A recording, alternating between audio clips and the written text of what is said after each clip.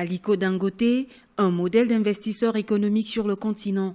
À travers ses différentes filiales, il devient un des porte-étendards de l'industrialisation en Afrique.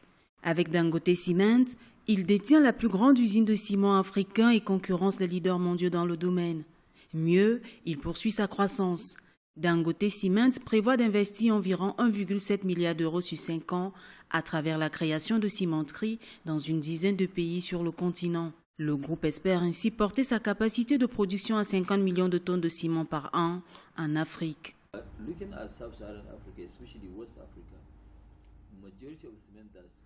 Quand on regarde l'Afrique subsaharienne et l'Afrique du Sud en particulier, la grande partie du ciment consommé provient d'ailleurs. Cela crée du dumping sur nos marchés. Mais quand on analyse cette situation économique, on se rend compte que cela crée de l'emploi ailleurs et non chez nous. C'est la raison pour laquelle nous voulons changer cet état des choses afin de créer de l'emploi ainsi que de la richesse sur le continent.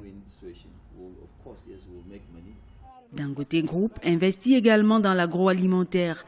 À Kano, au nord du Nigeria, une usine de transformation de tomates d'un coût global de 25 millions de dollars a vu le jour en janvier dernier. La diversification des secteurs d'activité repose sur un schéma d'investissement particulier.